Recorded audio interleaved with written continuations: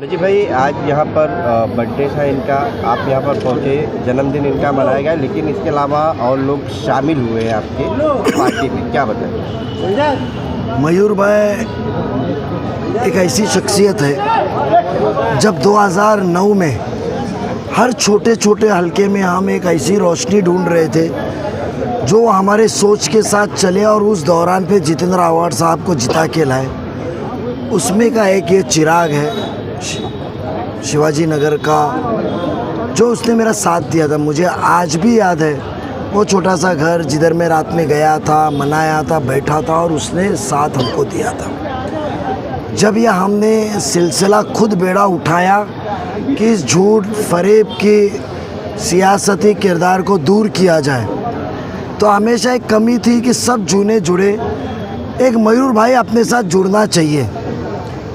तो मेरे से इनसे रूबरू, और ये जब भी मुझे मिलता था, भले मैं इससे साल दो साल हमारी बातचीत नहीं होती थी, कहीं भी दिखता था तो मैं इतना ही पूछता था, अच्छा है ना, खुश है ना, कुछ रहा मेरे लायक तो बताना। बट हमेशा जो भी रहता ताल्लुकात। तो आज सालगिरह के मौके पे मयूर भाई को विश किया था, तो मयूर भाई बोला, भाई वो दिन के सब जूने साथी है तो मैं दूर क्यों रहूँ, तुम्हारी लड़ाई मेरी लड़ाई, आखिर में लड़ाई तो मुमरा कौसा को जुल्म से आज़ादी की है, टोरेंट को भगाने की है, पानी लाने की है, हिंदू मुस्लिम एकता की है। एक बात अच्छी कही मयूर ने कि आपको इधर बीजेपी और कलवा में मुसलमान बताया जाता है, एक मयूर सारंग जैसा शिवाजी महाराज के पास मदारी मेहतर काजी थे जो तोपखाने के और वकील बड़े थे, तो लगा एक मयूर सारंग तुम्हें मुमरा से हिम्मत देने को जुड़ेगा। आप आइए, जिस दिन आप मेरी सालगिरह होगी उस दिन मैं आपको तोहफा दूंगा। मैं तो ऐसा ही आया था विश करने को, एक कार्यकर्ता है, सच्चा कार्यकर्ता है, और मैं कार्यकर्ताओं की इज्जत करता, कार्यकर्ता को विश करने आया था। उसने मुझे कहा कि नजीब भाई मैं आपके पार्टी में शरीक होना चाहता हूँ, और मैंने अपना निकाल के दिया। उसके सब दोस्तों ने, सब साथियों ने, घर वाले ने कहा कि हमको राष्ट्रवादी में शामिल होने का है। एक अच्छा सच्चा गरीब घर का शख्सियत मुझे मिला है। मुझे ऐसे लोगों के साथ में काम करने को अच्छा लगता है, क्योंकि इनमें ईमानदारी होती है। फ़ायदा देख के आते नहीं है, काम देख के आते हैं। मुझे खुशी है कि मेरा 2009 का मेरा भाई आज मेरे साथ कंधे से कंधा लगा के आने वाले दिनों के इलेक्शन में लड़ने को तैयार है। जितेंद्र आव्हाड ने मंच से कहा कि पॉकेट मार है, और पॉकेट मार मुमरा शहर में घूम रहे हैं। जी बराबर का। उनका सरदार जो है वो अजीत पवार को बराबर का। मुद्दे, विकास के मुद्दे, उड़ान पूरी ज़मीन पे आ गई है। मुद्दे नहीं है बात करने को। अरे वो चाचा भतीजा की बात छोड़ो, दिवाली में वो साथ में बैठे हैं, आपकी खुद दाल गलने वाली है कान भर के इसका उसका। और पाकिट मार की बात करते तो आव्हाड साहब से पूछो, कब्रस्तान की मिट्टी का पाकिट का है, टोरेंट का पाकिट का है, प्लेग्राउंड का पाकिट का है, स्कूल का पाकिट का है, पानी का पाकिट का है, नशा जो बिकता है उसका पाकिट का है। ऐसे बहुत से पाकिट है जो आव्हाड साहब ने मार के लेकर बंगला बनाए ले। मुँह मत खोलने लगा। ये भी कहा है कि चुनाव होने के बाद जो है 7 दिन के अंदर केंद्र सरकार में जो है चंद्रबाबू नायडू और नीतीश कुमार समर्थन वापस ले लेंगे 7 दिन के अंदर। बराबर है, भविष्यवाणी अच्छी करते हैं वो, उनकी भविष्यवाणी अच्छी है। उनको मालूम था 2019 की सरकार में वो शिवसेना के साथ बैठेगी। इसके लिए मुसलमानों को हिंदू मुस्लिम करा के, दंगे और फसाद याद दिला के, बाबरी मस्जिद और फसाद याद दिला के, धनुष्य बाण के खिलाफ आपने वोट लिए थे, और 1 महीने में उनके मांडी से मांडी लगा के बैठे। तो उनकी भविष्यवाणी अच्छी है। या तो उनके बाद आजकल नजीब मुल्ला को ख़त्म करने के लिए 4-5 बाबा बुआ आए ले, जादू टोना चल रहा, उसमें से किसी ने कहा रहेगा कि आने वाले दिनों में ऐसा होने वाला है। जितेंद्र आव्हाड की एक कड़ी टूट रही है, क्या कहेंगे? आज मयूर सारंग ज्वाइन हुए हैं, और क्या और आगे की कड़ी कौन रहेगा? आव्हाड साहब खाली एक टाला था, कड़ी तो हम सब थे। अभी आपने सर सही है ना? अभी शाम में ये एक कड़ी एक टापू की थी, ये कड़ी एक टापू की थी, जफरवा एक कड़ी एक हल्के की थी, नेहा थी, पीछे सबको संभालने वाला नजीब मुल्ला। एक क़ियादत कोई भी एक इंसान को दी थी, तो हमने सब मिल के मिले थे, और हिंदू मुस्लिम बोल के एक ही मकसद था, तरक्की और काम।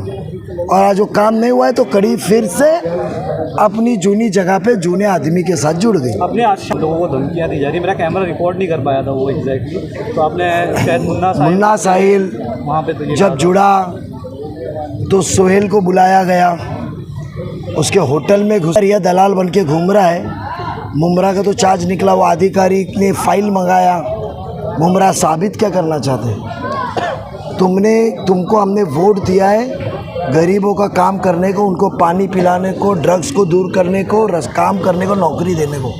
हमने हमारा ज़मीर, हमारी इंसानियत, हमारा तुमको लाइफ नहीं बेची है, जीवन बिकला नहीं है तुम्हारा कि तुम आके हमको ज़बरदस्ती करेगी। उसके बाद में कल झंडे लग रहे थे वहाँ दादागिरी। ये जो दीवा के प्रभाग समिति में इल्लीगल पैसे जमा करने वाले की जो लॉबी है ना, दलालों की और जो बिल्डिंग की, ये राजनीति से दूर रहे। आपके ज़रिए मेरा उनको ऐलान है। मैं कभी नहीं चाहता हूँ कि मेरी लड़ाई में गरीब इंसान का नुकसान हो। आप कमाते कमाइए, हम हफ्ते लेने वाले नहीं है उनके जैसे, पॉकेट मार नहीं है, मगर आप राजनीति में ना गिरे। जब हम आपको नहीं गिरा रहे, हम आपसे उम्मीद नहीं कर रहे कि आप आके ये चीज़ करो, आप इस चीज़ में घूमे, नुकसान आपका होगा। हम पे इल्ज़ाम लगाना मत। मैं जाऊँ, मेरे को भाषण करने का, बाय बाय, देना जरूरी है।